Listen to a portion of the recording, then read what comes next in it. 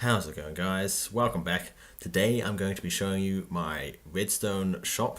This one is one of two versions that I've made. This one is designed so that if you want to buy something with multiple diamonds, you can.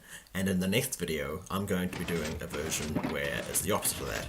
You can spend one diamond and get multiple items. This machine can manage multiple transactions at once, because unlike my previous machine that I made, which had to reset, this one uses a dropper clock, so it can just keep on running, which is a good thing. It means people won't accidentally overpay unless you run out of items partway through the transaction. For a start, what you're going to want to do is build yourself an item sorter, so that way you can make sure that the person is paying with diamonds. So for a start, you're going to want to have a hopper going into a block, and then you're going to want to curve the stone around so that it goes 3 blocks out,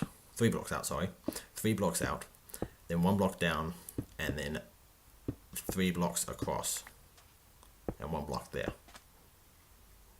You put redstone going across all of those, a repeater coming out into that redstone, into a block, into a redstone torch, and that's the sorter mostly. You just got to have a hopper coming out of it, going into a chest, and then that's it.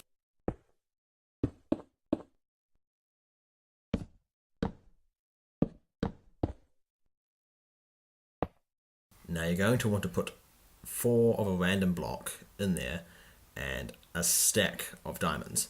Now the random block you choose will have to be something that people won't guess, or you could alternatively rename the items, because if they put cactus into that machine, it'll still work as though they're putting in diamonds. So you need to be careful on what you choose. Now you'll notice that I'm using a shulker box here as opposed to a regular chest, and that's because if you use a regular chest, as you can see, you can actually open the hopper, which means they could steal all the diamonds in your filter. However, you can still use a chest. However, you have to make so that the hopper is at a hard to reach place. See here, you have to jump to get it. You could put a stair block there instead of a solid block. It would mean it wouldn't have to jump. But I just use a shulker because it's easier. But you could use a chest, but you have to be careful that they can't access the hopper.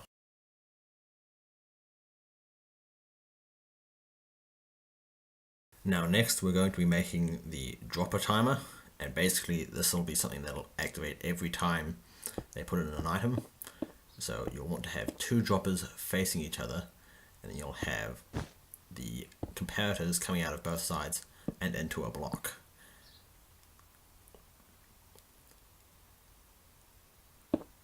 Then you'll have redstone on the other side, and you'll have pistons as well, and then you'll have a block of redstone between them.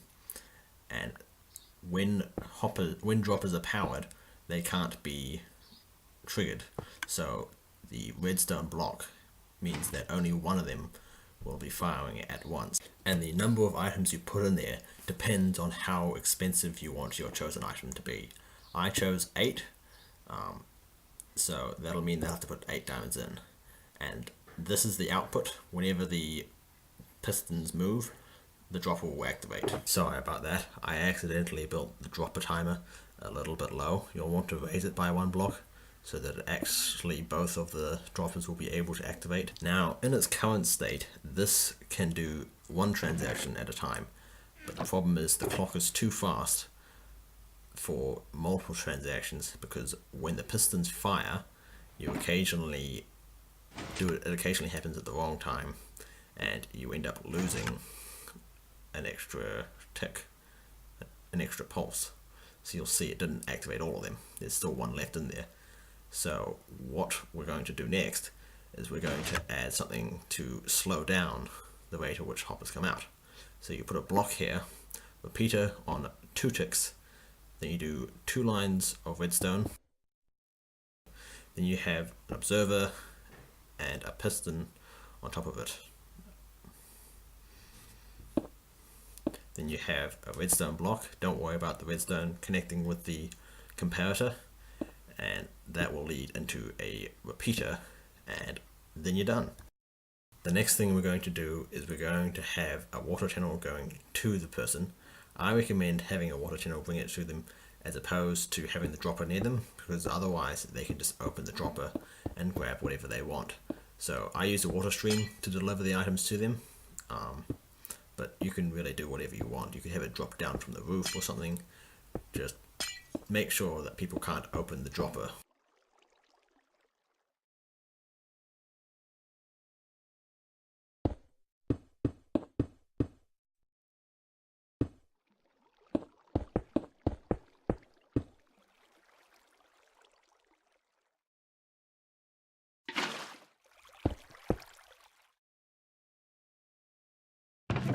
Now, as with any redstone contraption, the important thing is you need to test it. Because if people use your machine and it doesn't work, they're going to think you're trying to cheat them. So you need to make sure you test the machine first to know if it all works fine. I put in 24 items, so we should expect to get 3 items out of it.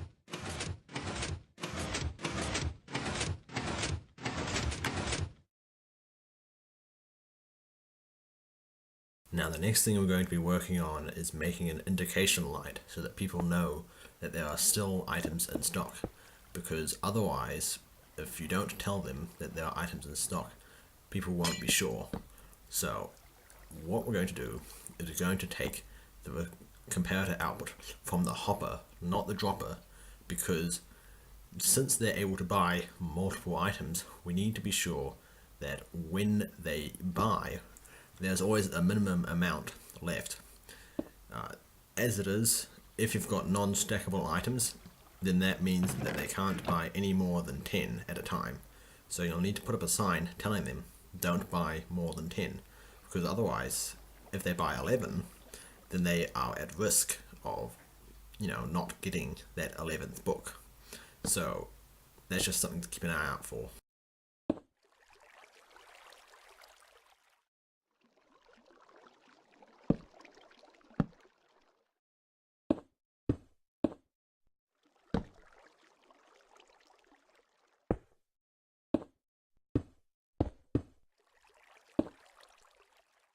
Now the only reason I used slabs here was I wanted to be sure that I wouldn't accidentally activate the piston.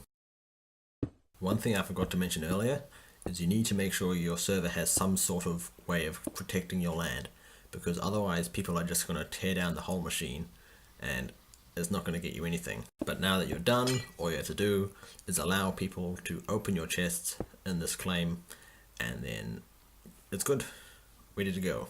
And with that, I guess I'll see you later.